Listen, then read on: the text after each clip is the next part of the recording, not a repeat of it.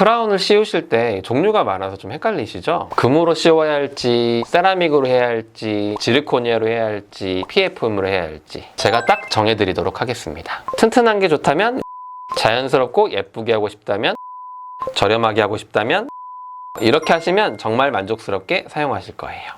네, 안녕하세요. 이제 19년차 보철과 전문의 디지털 정원장 정유석입니다. 치과에서 많이 사용하는 보철물들로는 이제 뭐 PFM, 금, 올세라믹, 지르코니아 보통 이 네 가지를 많이 사용을 하는데요. 오늘은 이 재료별로 내가 어떤 거를 조금 해야 될지 뭐 장단점이라든지 비용이라든지 그런 것들을 조금 알기 쉽게 한번 말씀을 드려보도록 하겠습니다. 먼저 이제 과거에서부터 많이 사용했고 제일 사람들이 선호했었던 금리에 대해서 먼저 좀 설명을 드려보겠습니다. 골드 같은 경우는 조금 장점이 딱 맞아야 이제 충치가 덜 생기잖아요. 꽉 밀폐가 돼야 되는데 금 같은 경우는 저희가 이렇게 늘릴 수도 있고 펴가지고 이렇게 맞아 들어가게 하는 그런 말랑말랑한 느낌이 있기 때문에 이게 좀 맞아 들어가는 게 있거든요. 맞은 핏이라 그러는 게 굉장히 잘 맞고 그러다 보니까 충치도 잘 안 생기고 오래 갑니다. 이렇게 굉장히 좋은데 이제 단점들이 몇 가지 있습니다. 제일 중요한 단점은 요즘 금값이 장난 아니잖아요. 벌써 뭐 몇 배 뛰었는데 다른 치과 치료 비용은 갈수록 뭐 내려가고 저렴해지기도 하는데 금리 같은 경우는 계속 올라갑니다. 그래서 지금 같은 경우에 보통 한 65만 원에서 한 75만 원까지도 하거든요. 금리 하나가. 뭐 요즘 임플란트는 뭐 30만 원대, 20만 원대까지 나오는데 굉장히 그렇게 따지면 비싼 거잖아요. 그런 것들이 첫 번째 단점이라 볼 수 있겠고, 금 같은 경우에는 닳아지게 되는 성질이 있습니다. 그래서 금을 이제 치아랑 계속 맞닿고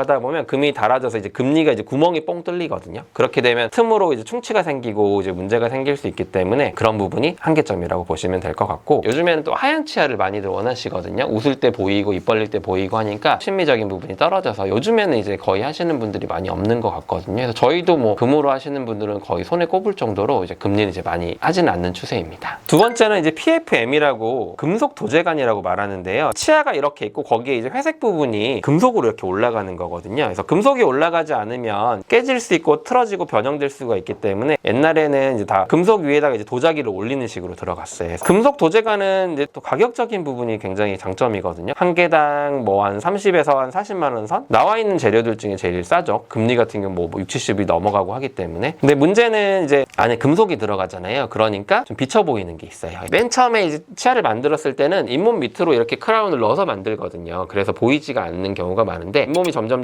내려갈 수가 있잖아요. 그러다 보면 잇몸 부분에 까맣게 보여요. 그런 부분이 좀 한계점이라고 볼 수 있고, 그다음에 아무리 예쁘게 만들고 잇몸 밑으로 집어넣어도 안에 이제 금속이 있기 때문에 빛이 투과가 안 되기 때문에 약간 탁한 부분이 있거든요. 그래서 그건 어쩔 수 없는 부분이 좀 있어요. 그리고 또 다른 단점으로는 도자기니까 아무래도 깨질 수가 있겠죠. 저희가 컵 떨어뜨리면 깨지는 것처럼 깨지거나 아니면 거기가 이제 떨어져 나가서 이제 뭐 닳아져서 이제 금속이 보이는 경우가 있거든요. 또 제일 중요한 단점이 이건데, 도자기가 올라가야 되는 공간이 있고 금속이 올라가야 되는 공간이 있고 그게 두께가 있거든요. 그래서 한 2mm 정도 두께가 필요하고 목 부분도 이제 금속이 들어가고 도자기가 올라가야 되기 때문에 치아를 많이 깎아야 돼요. 그래서 요즘에는 아무래도 그 빈도가 조금 낮아지는 추세입니다. 그 다음 이제 또 이제 올세라믹이라는 재료인데요. 쉽게 생각하면 투명 도자기라고 생각하면 됩니다. 올세라믹에도 종류가 두 가지가 있거든요. 치아를 조금 깎고 붙일 때 쓰는 투명하고 예쁜 진짜 도자기 덩어리, 신미 세라믹이 있고요. 그 도자기에 뭔가 입자도 넣고 거기에 뭔가를 넣게 되면 그게 좀 단단해지거든요. 그렇게 되면 신미적이고 하면서도 강도가 있는 그런 강화 세라믹이라는 게 있습니다. 강화 세라믹 같은 경우는 이제 외국에서 굉장히 좋아하거든요. 외국 사람들은 막 금리나 뭐 치아 색깔 아닌 거를 별로 안 좋아하거든요. 근데 외국인들은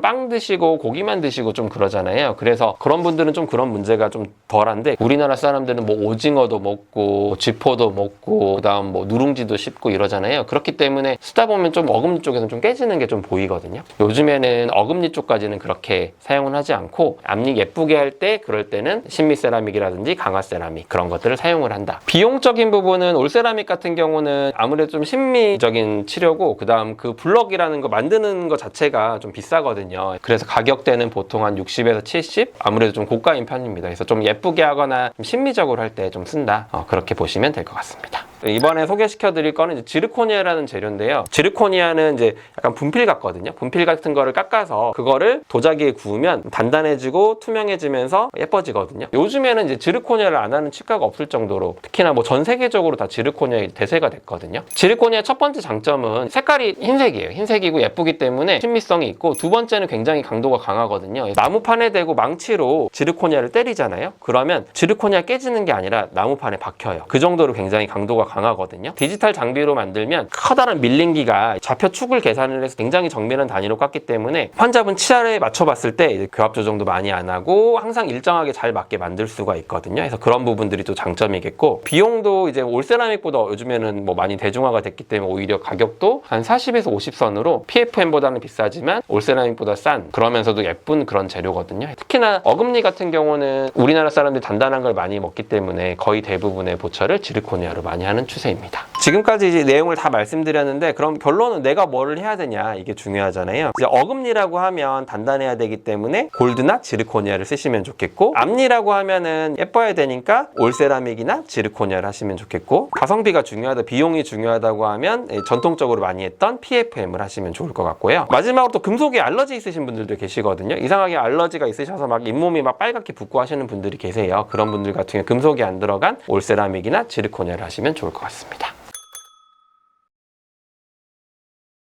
저도 이거 이번에 준비하면서 찾아보고 깜짝 놀랐거든요. 작년까지만 해도 30만 원대 중반 그랬는데, 지금 현재 2025년 기준으로는 58만 원? 이 정도까지 올랐거든요. 그러면 따지면 작년 대비 62%가 올랐어요. 치과 의사들도 이제 금을 좀 사놓거든요. 금을 사놓는데 이게 무한정 있을 수는 없잖아요. 그래서 점점 쓰고 그게 소진이 되다 보면 금값이 뭐 60% 올랐는데 그걸 안 올릴 수는 없잖아요. 그러니까 금값은 계속 올라가면서 금리가 좀 갈수록 비싸진 추세입니다. 이갈이나 이를 꽉 무시는 습관이 있으신 분들은 조심하셔야 되거든요. 앞니가 힘 많이 안 받지만 막 이갈이 있으신 분들 밤새 갈면은 그게 다 깨져버릴 수 있거든요. 그래서 이갈이 있거나 이약물기 있는 분들은 올세라믹은 조금 피하시는 게 좋습니다.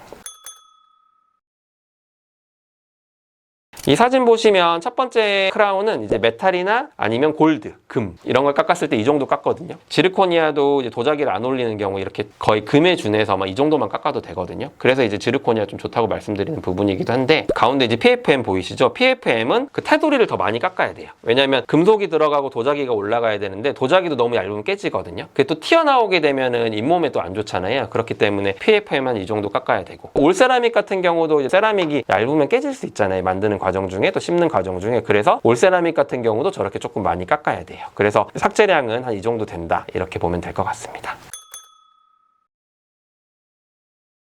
실제 임상에서 이런 모습들이 많이 보이거든요. 이런 식으로 도자기가 올라가 있는데 이제 계속 씹고 하다 보면 도자기가 조금씩 깨져나가면서 이렇게 점점 닳아지면서 저렇게 금속이 보일 수 있거든요. 이렇게 그냥 닳아진 경우에는 괜찮은데, 이제 앞니 같은 경우 이제 깨져가지고 바깥쪽으로 이렇게 까맣게 보이는 경우가 있을 수 있어요. 그런 것들은 조금 재료적인 한계인데, 단단한 거를 드신다거나 그러면 깨질 수는 있는 부분이거든요. 그래서 그런 부분들이 있을 수는 있겠고, 어금니 같은 경우가 아까 사진에서 보신 것처럼 막 닳아져서 금속이 보이면 이걸 바꿔야 되냐. 어금니 같은 경우는 솔직히 잘 보이지 않기 때문에 구멍이 뚫려 있지 않다고 하면 더 쓰셔도 상관은 없거든요. 그래서 그런 경우에는 조금 더 쓰셨다가 나중에 이제 뭔가 문제가 생겼을 때, 그때는 이제 금속이 들어가지 않은 뭐 지르코니아 보철이라든지 이런 걸 조금 추천을 드리고 싶습니다.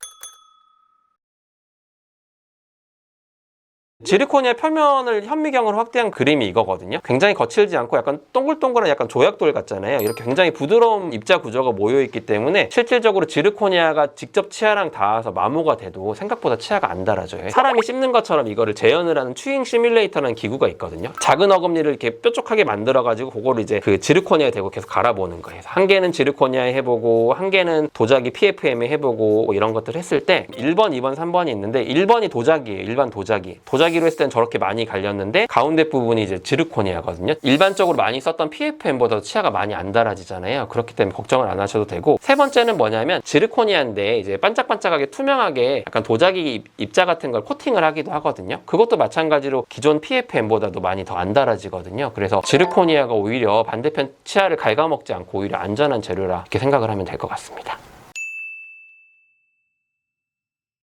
오늘은 이제 크라운의 재료별로 특징을 설명을 드려봤는데요. 이제 상황마다 자기에게 맞는 보철이 다 있을 수 있으니까 보철물 선택 잘 상의하셔서 오래오래 튼튼하게 치아 잘 사용하셨으면 좋겠습니다. 지금까지 디지털 정원장 정유석이었습니다. 감사합니다.